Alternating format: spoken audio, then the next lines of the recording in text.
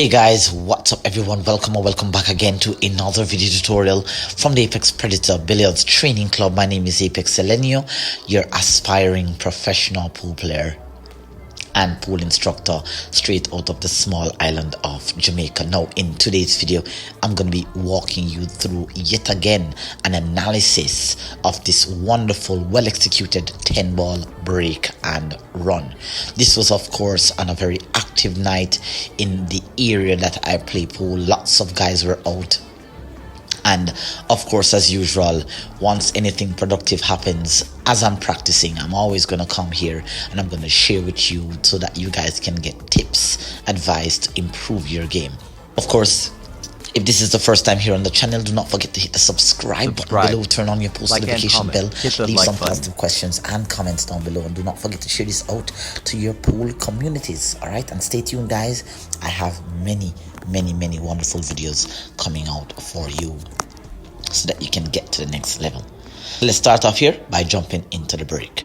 Starting off with the break shot here, which is perhaps the most important aspect. It's very important that when you break, of course, getting a ball down is key, but most importantly, having control over that cue ball is going to be ideal. And you can see there a beautiful hit there on the head ball there, squatting the cue ball in the middle of the table, getting no kicks and getting the 4 ball down fortunately there.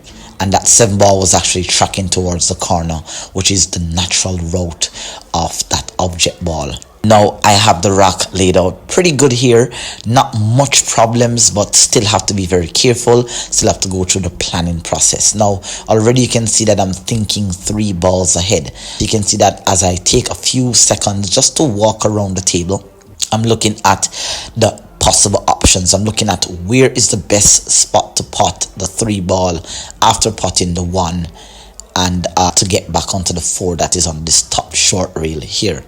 I'm just going to be playing with stun draw here, coming 1 rail, perhaps 2 rails, and bumping off the side rail, getting perfect shape here on the 3.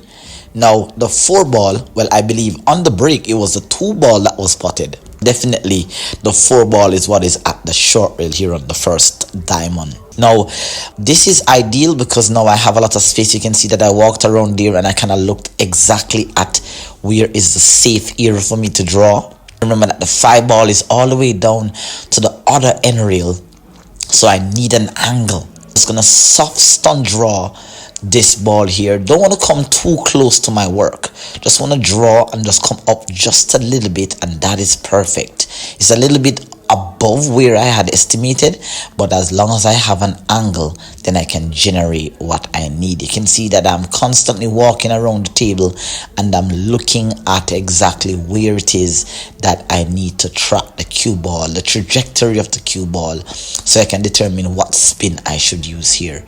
Now I'm keeping everything simple, just using the rails to guide me, touching the short side rail there and coming down a little bit heavy.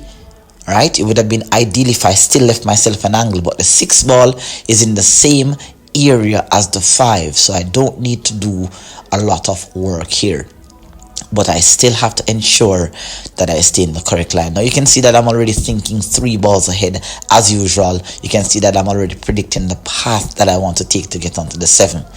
Now thinking about the 7, you can see there I'm thinking about the 7, but I'm thinking at what angle do I need to get onto the 8. I'm technically thinking 4 balls ahead, because you don't want, when you reach to a particular ball, you have to be thinking about what's the best position. You want to have an idea of what position you need from early. Now I did make a little error there, and I was very fortunate in terms of the result. I kind of contacted the 6 ball after potting the 5, and that could have destroyed the opportunity for me here to run out, but fortunately I left myself with a perfect angle, or in fact the angle that I needed to get onto the 7. Now you can see where I walked around there and I kind of looked at the 8. The 8 doesn't have many options. The 8 can only go into the side, so I have to land perfectly here. I'm gonna pop the 6 and come off a couple of cushions, that is 1, 2, 3 rails, and come under the 7.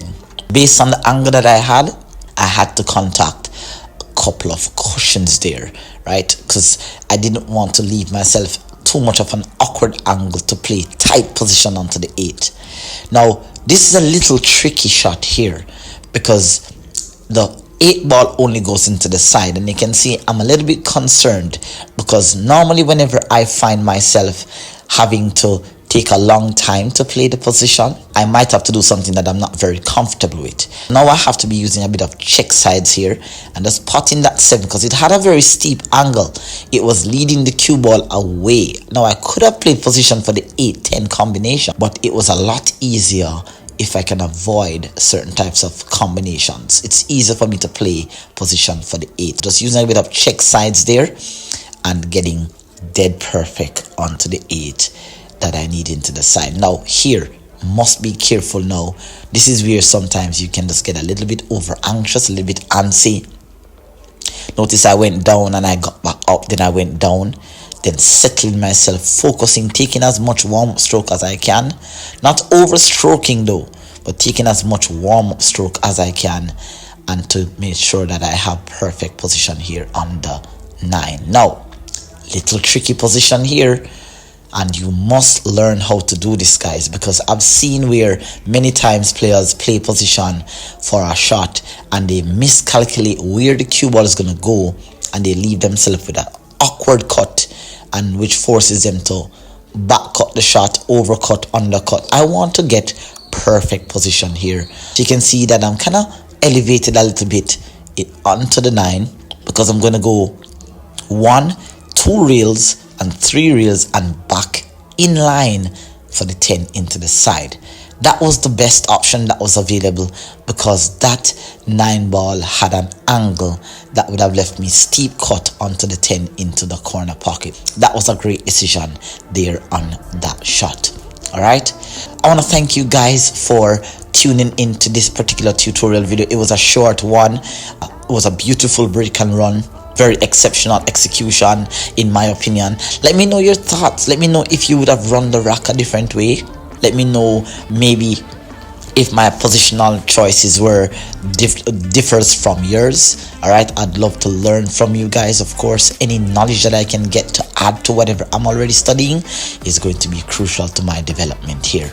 All right, now in the upcoming videos, guys, as I said, I have some great videos coming out, some new systems on the table that you guys are not aware of. I'm almost certain that these systems are not out there. Definitely, I want you guys to stay tuned onto the channel, subscribe, hit the notification bell, and leave your thoughts down below, and stay tuned. You're gonna get some powerful stuff. I'm gonna help you to supercharge your game as I am supercharging my game as well. Thank you guys for the support. Thank you for the new subscribers who are coming in onto the channel. I am just trying to elevate my game to the next level as I aim to move from being just an aspiring pool player to being a professional pool player. It's a challenging task, but I'm willing to do whatever it takes to get to that level. So until then, take care, and I'll see you in the next video. Bye bye.